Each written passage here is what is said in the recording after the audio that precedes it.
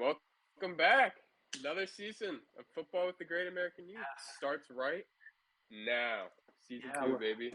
we're back with season two. Some of you might know us initially from Football with Great American Youth. That's where we started. It's a different channel. We live somewhere else, but we're here on A&J Sports now. We're back with season two. Football with the Great American Youth. That's our almost decade-long fantasy football league. It's a group of kids. I guess we're not kids anymore, but started as kids, in Adults middle now. school, high school. Now we're like paying rent and stuff, so it's weird. But we still pay into this fantasy football league. We're still doing this. Last season, we had on like pretty much everyone from the league. We got everyone from the league We on. had them on as some guests. Yeah, I would say we Hopefully got get them them on on. again. We'll try our best to do it this season. But first episode, we're just gonna, ease back into the routine. Let's go over week one, go over our teams, and let's see how this fantasy football season is looking for the both of us. Last season was not good. We were last place, Not the too both of us not good. last year. Hey, but we both come into this episode with smiles on our faces. It's more positive energy. We'll get into it, but we'll start off with just the regular NFL news. I guess I'll let you handle the stories. Yeah, so this one isn't. Everybody knows this at this point. Aaron Rodgers, Achilles, done for the year. Kind of heartbreaking. If you don't see that as heartbreaking, you're a terrible person. Even if you don't like Rodgers, it sucks to see. You want to see what would have happened. Surprisingly though, the Jets did pull out the win, but it's a very bittersweet victory. Like at that point, you almost want to lose. I don't know. That sucks for them there. Maybe Zach Wilson can pull it out. I don't know what you think there. And Zach Wilson was not. Zach Wilson, I don't think, was expecting to have to be the QB at all. Luckily, we'll talk about. Just in that game, Garrett Wilson made one of the craziest catches. I feel like you'll see. That's like one of the catches of the season already, saving Zach Wilson Easily. from. He added that touchdown to Zach Wilson's stat sheet, and then the game getting. He saved the team. He saved the team. And then the game getting won by a punt return by an undrafted free agent rookie. Like, that's huge. Like, outside of the Aaron Rodgers injury, amazing game. Great win for the Jets. Honestly, the Bills doing as poorly as they did is almost as big of a story, I feel like. So it was just. It's all Josh Allen, though. Yeah, it's all Josh. But so trigger happy. Yeah. But all overshadowed, obviously, by that Aaron Rodgers Achilles injury. So crazy to see there. Yeah. And then the other, I guess, going to other top QBs, maybe Jared Goff might be a top QB now. He knocks off Patrick Mahomes in the first game of the season on Thursday Night Football. It was a solid. It was just like a dirty game. Kansas City's offense couldn't get off, but the Lions did what they did. They won, and they pulled it out. Yeah, I'd say the Lions. I think we might have talked about it in our last episode, but the Lions are one of those teams that were, kind of a sleeper team. They have some good talent. They have some good stuff going on. They beat the Chiefs, so it's not a bad start for them at all. Yeah, great start to the season for them. Obviously, it's without Kelsey, so you got to take it with a little bit of a grain of salt, but you obviously love to go on the road and beat the reigning champs. And then, obviously, last story of the week, we got the Cowboys beating the Giants 40-0. Completely destroying them. And, you got to give a lot of credit to Dan Quinn and that defense. He completely – that defense and special teams kind of took over that game early and didn't really look back. And, obviously the weather had a bit of a factor too, but it was complete dominance. Yeah, brutal. I'm pretty sure Daniel Jones is making $40 million a year now? I think that's the contract Something he got like that. Like 30, 40 mil a year. Cowboys gave him points for every mil he got. Like, it was crazy. The Giants were supposed to be, after last season, Dable winning. I think he won head coach of the year last year, no? And he did. They did really well. They had Saquon playing. They brought back Daniel Jones and some other talent that they added, but boy, it's not looking great. Not at all. All right. Talking about not looking great, I hate to say it, but the Commanders, man. I didn't get to watch the game. I followed along on ESPN, unfortunately. I will be watching most of the rest of their games. But, we barely scraped by against a team that is everyone considers Josh the worst team in the Dobbs. NFL. Josh Dobbs. They cut Colt McCoy like a week before the season started, who everyone expected to be their starter. Like what? It's. I mean, I don't know. Game was far It's too not. close. It's a questionable start. Far too close for what this team is supposed to be this year. Sam Howell didn't do bad. I'm not gonna. In his 2 starts so far as a Commanders quarterback, he hasn't lost, and he's 2-0. He's done fine, but it just wasn't. We should be doing more than that to the Cardinals. It is week 1, but if the Cowboys are walloping the Giants like that, and we're just scraping by the Cardinals. Maybe the NFL algebra may not add up there necessarily, but we have to do better against lower level opposition, because once we start to hit those playoff teams, those teams that are going to be playing for something when it gets later in the season, we are going to lose. Like, they're going to beat us. It's what it is. And well, I mean, love to see the 1-0 on the board, but yes, we'll see how long that lasts. The undefeated streak. All right. So all right. I guess. Do you want to get into the start of our fantasy season here? Yeah.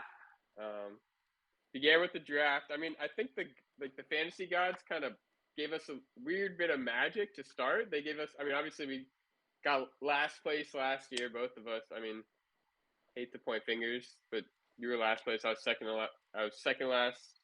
The draft order randomized an hour before the draft. We had no say in this. We didn't know what was going to happen, but we just happened to get 1 and 2. They, like you said, we were blessed with some good picks this time around. So, you can see. I guess how do you feel about your draft? You can see our teams. 1 through 16, we alternated picks the whole way. I guess we'll get into some superlatives for our teams after this, but just generally, how did you feel draft night? What was your feelings going 1 with McCaffrey too?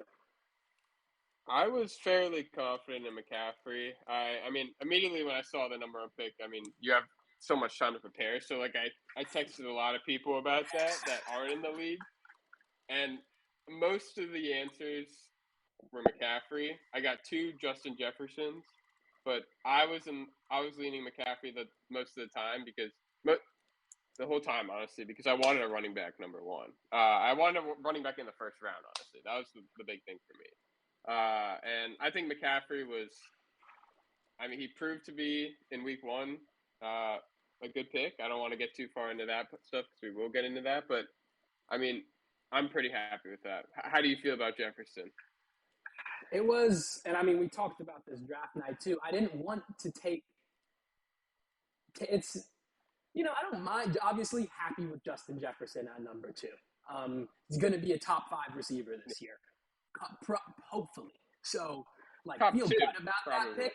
But like you're saying, the value of a top running back is just, I feel like, a little bit higher and a little bit more reliable depending on the guy you get. So, I was hoping to, and Justin Jefferson, I would have taken Austin Eckler. That was my other option. I was between Eckler and Jefferson, but Jefferson, I think, was too. I couldn't let Jefferson go past me at 2. Yeah, having Justin Jefferson fall to 3, I couldn't let him fall to 3. That was too. No. That's not possible. So I had to take him. I feel good about it. Yeah. And then alternated with running back and receiver. Obviously, it's kind of hard to miss the JT pick. Round 4. I felt good. I felt like that was good value there. It was the day before he ended up not getting traded and put on the PUP list. But yeah, generally I felt good about my team. I tried to avoid picking tight end, QB, or anything else until the end of the draft, and just focused on trying to really make sure I had deep flex players. That was the one thing I feel like in previous seasons I've lacked. I didn't want to rely on the waiver wire for those players. I wanted to feel like I had solid starters and at least one backup at each position, which I think I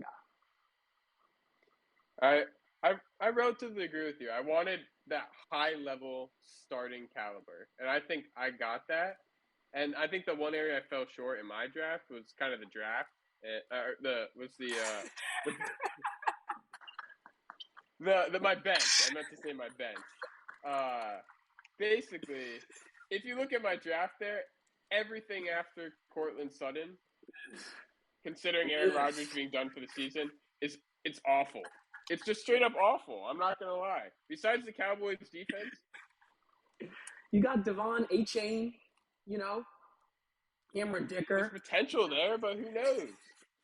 There's Jeff Wilson I dropped. Jamison Williams. I can't even put him in my IR spot, which I thought I could do.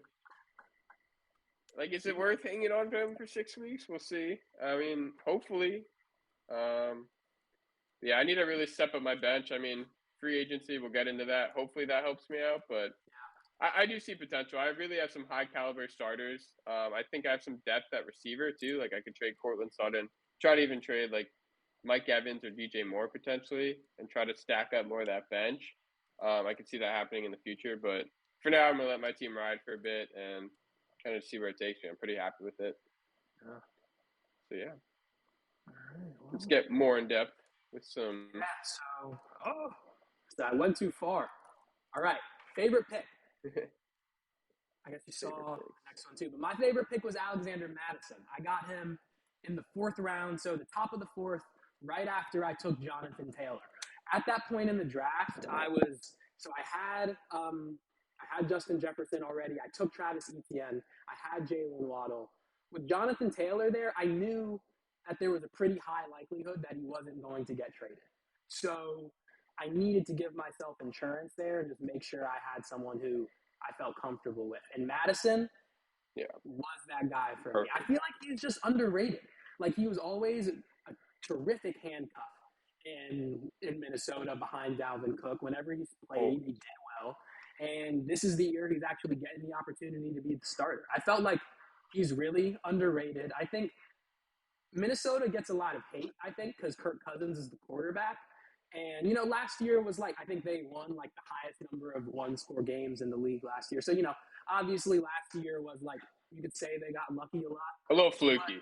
You could say it's a fluky year, but this offense is consistent and good. And everything that Dalvin Cook was doing, Madison's going to do, only he doesn't have the same miles that Dalvin Cook does. He's healthier, and he's just going to be the lead. Younger. So, yeah, younger, healthier, just ready to go. So I feel really good about that pick, and I think, and now he's starting in my flex spot as well. I have Miles Sanders too. So to have Miles Sanders, ETN, Madison, those are all that's three.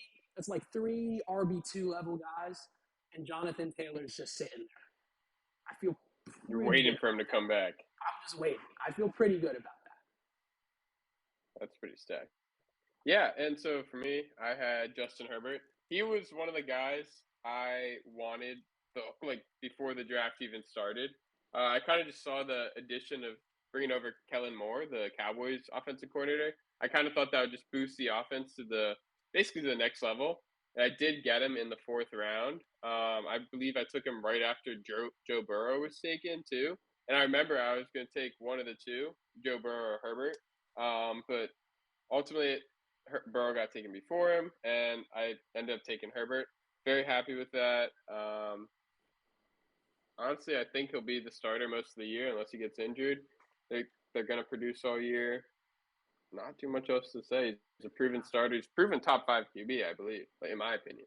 So he's the second highest paid guy in the league now. So you can't, they're paying him to do it. He is.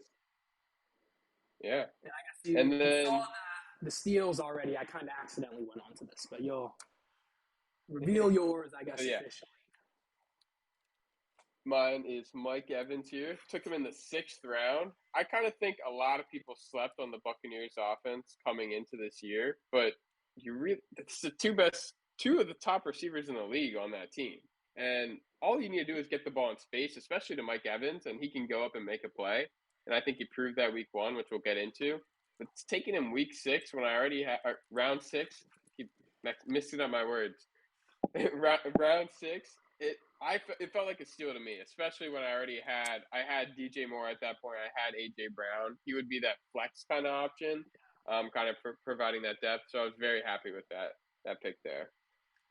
Definitely my biggest steal. Yeah, and then I kind of talked about mine already, but Jonathan Taylor. I I feel like I had such good depth at run. I feel like I have such good depth at running back that was a luxury pick for me.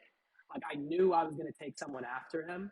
So to be able to just be sitting on him, if he comes back with the Colts, great. If he gets traded, great. Like either way, he's going to, like, Jonathan Taylor will play this season.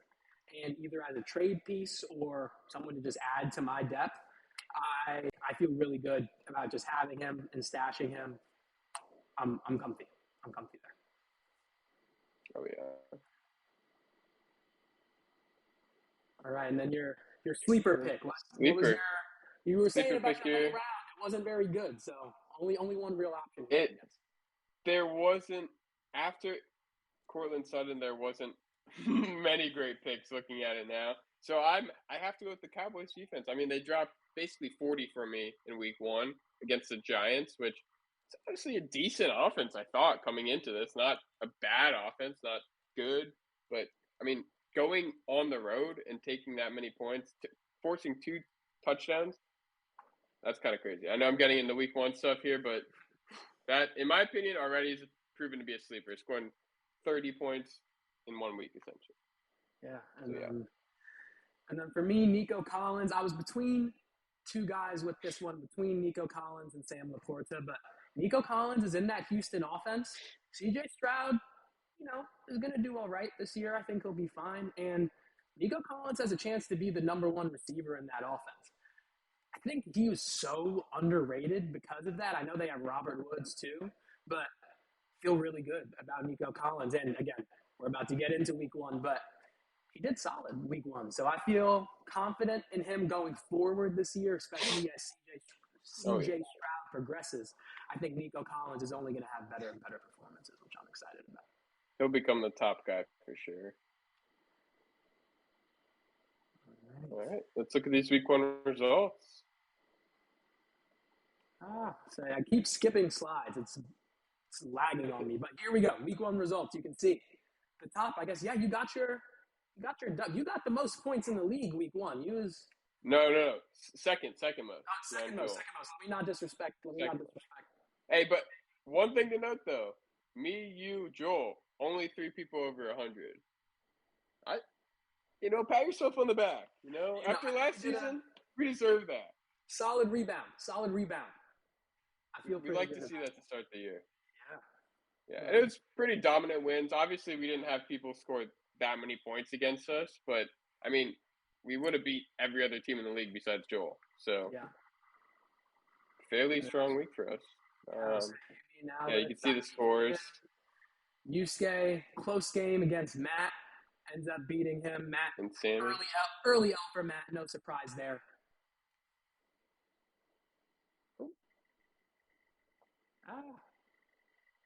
Okay, it's still recording, so I guess we're fine. Early out for Matt, that's what I was saying. Matt lost early. Matt Cohen, the other Matt, got the dub. And then Joel, most points. Sammy. Tyreek and Calvin really, I don't know how we allowed him to get the team. That's not fair. And Olave.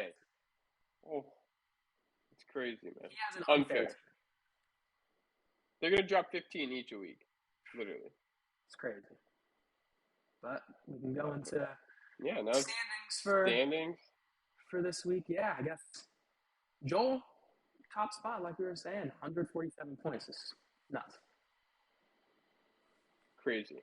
75% playoff chance already. I don't know how they rate these numbers, but I think one thing to note too is it's funny how ESPN rankings just like it just it favors itself all the way. Like Matt Cohen ranked number 1, puts up 100 points, but I mean 76% playoff chance. How does he have the best playoff chance? Joel dropped 147. Something just funky with that. I don't know. Don't trust those. Some of those rankings they have on there. They gave us 9 and 10 preseason. They gave us 9 and 10. Yeah, preseason. Look at us. After the draft, I felt garbage. I felt like I had a good draft, and then I saw the projections, and I was like, I guess I drafted bad. I guess I lost. I felt like crap. I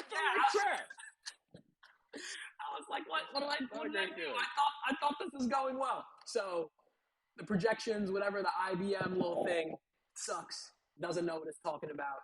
And now we're projected for way higher. Now we're, our rankings and our projections went up Respectable. after a good week.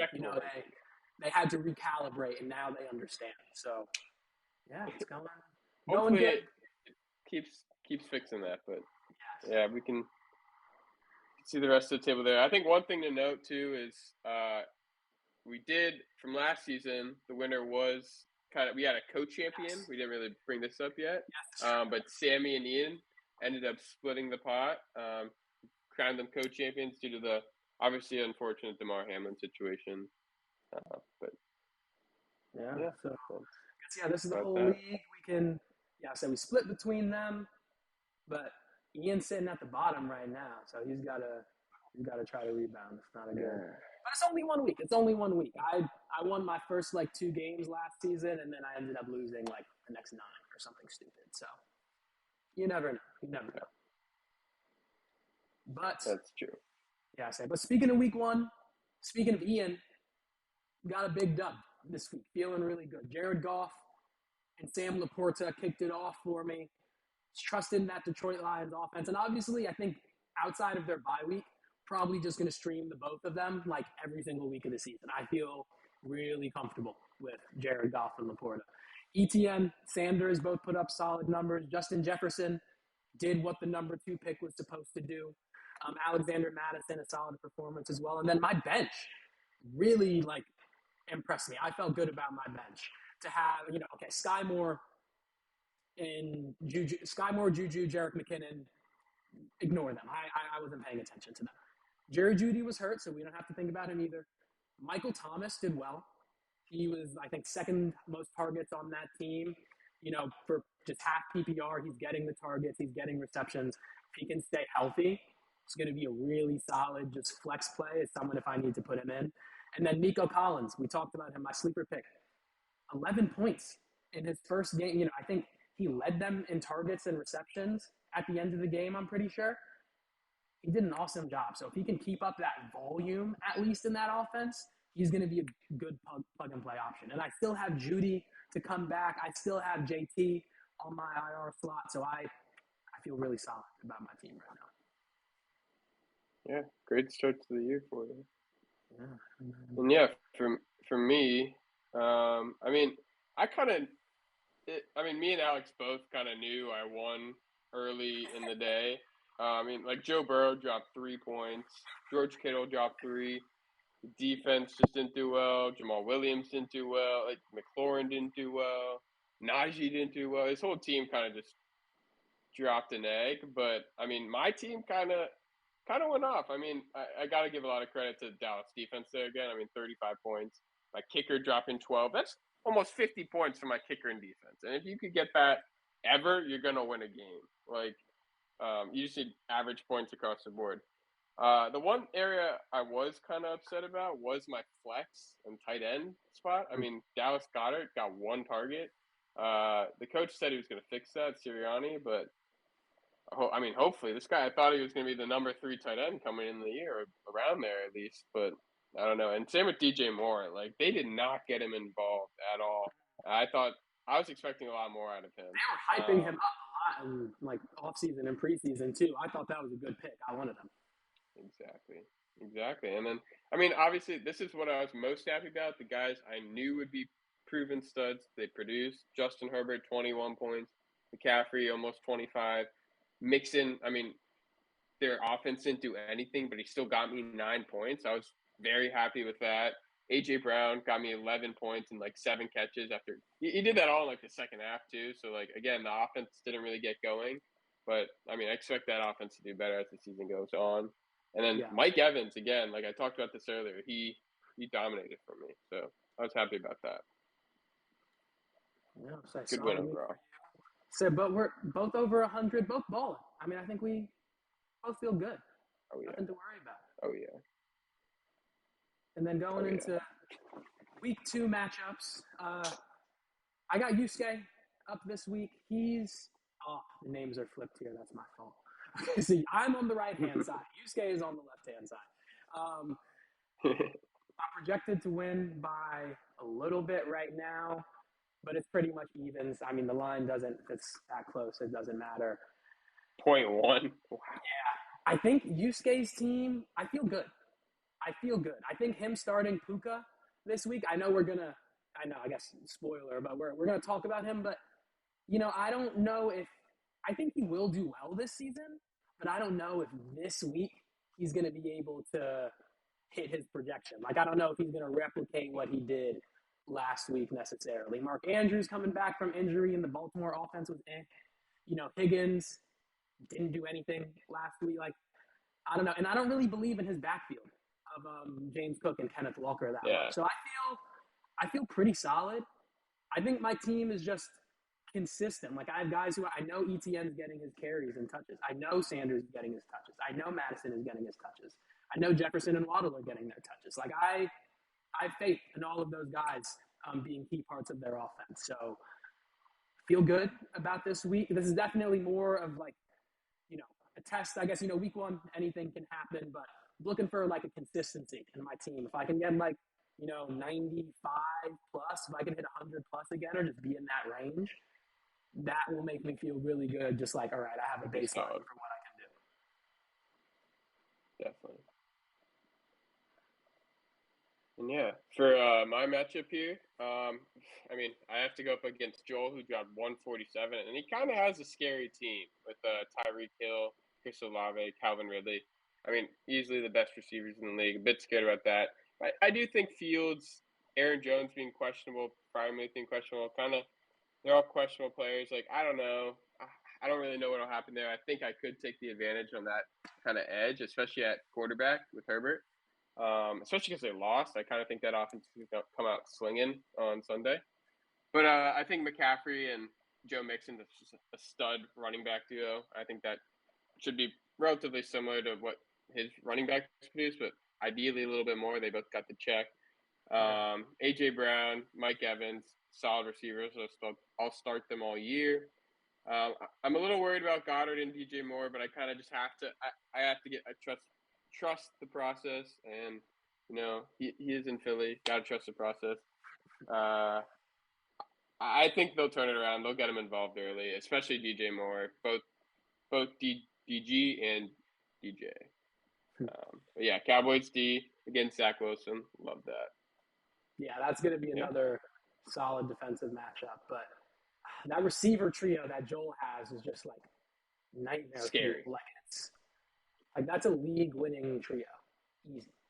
I really need an injury, and that's bad to say. the whole league needs an injury because that's going to be problematic all year long. And we're not even talking about his bench because I'm pretty sure he has a great bench as well. Yeah, his bench is just as crazy. Yeah, he's got Tyler Lockett, Darnell Mooney, A.J. Dillon, Cam Akers, Gabe Davis.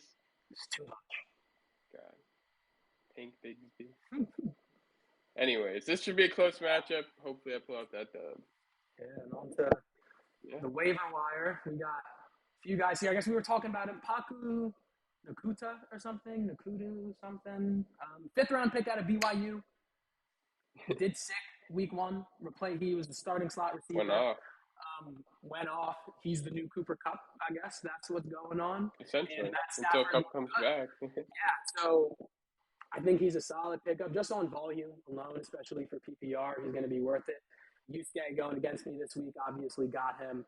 I feel like, again, I don't know if this week, I feel like this week is going to be a little bit down. I think it has to be, just based off how it doesn't have to be, but we don't know if this kid is really him like that. Maybe he is, but I think the likelihood is that the San Francisco defense makes this a difficult game for the Rams offense, and he's not going to perform as well. But for the rest of this season, he's only going to get better, and Matt Stafford's only going to get more trust with him. So it's a good pickup. 100%. Definitely.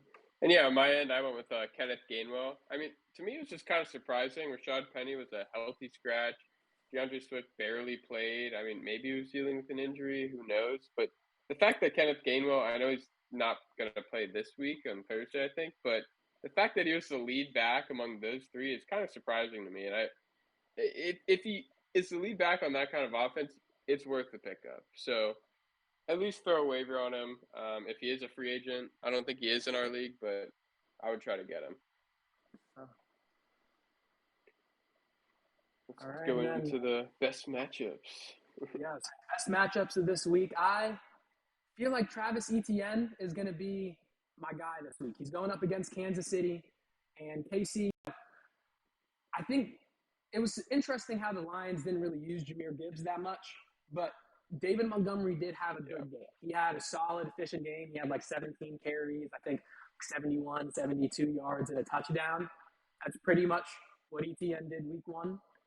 And I think Etienne has far more receiving potential than most other running backs in the league. I think just as that Jacksonville offense, especially if they can get into, if they're in a close game, a shootout, I think week one was just that was a grinding, that was a weird game week one. Going forward, I think, especially this game against the Chiefs, it's going to be a shootout. It's going to be a lot going on, and I think Etienne's going to take advantage of it. Definitely. That whole offense will probably. On my end, I'm going with A.J. Brown. I think he's a solid start, hopefully all season. I'm going to knock on wood there, but he's a number one receiver going up against the Minnesota Vikings with a questionable defense. The Buccaneers just beat them and dropped 20 on them. I expect the Eagles to drop probably at least 30, I'd say. And A.J. Brown didn't really get involved in the first half, so I kind of think they'll kind of lean to him early. I just think this will be a high-scoring matchup. He's obviously one of the best receivers in the league. It's going to be a high-scoring game, I think, just like you said with the shootout in Kansas City or Jacksonville, wherever it is. This will probably be a shootout between Minnesota, Justin Jefferson, the best receiver in football, probably against one of the best, against A.J. Brown. So we'll see how that goes. I expect it to be high-scoring. A.J. Brown will be involved. Should be a good matchup for me. All right. Thanks for listening to us this week. Yeah, so that's all we got for this week. We'll see y'all next week. I know we say next week every time, but last time we said next week, it was like the start of August. So hopefully next week, we hope we have maybe we'll have someone. Maybe we'll have a guest. Guest surprise. Exactly. We'll see. Come back. Give us a like. So you'll have to watch the next episode to find out. And let us know what you think of our teams, how you think the league is going, all that stuff. Yeah. Thanks for listening, guys. See you next week.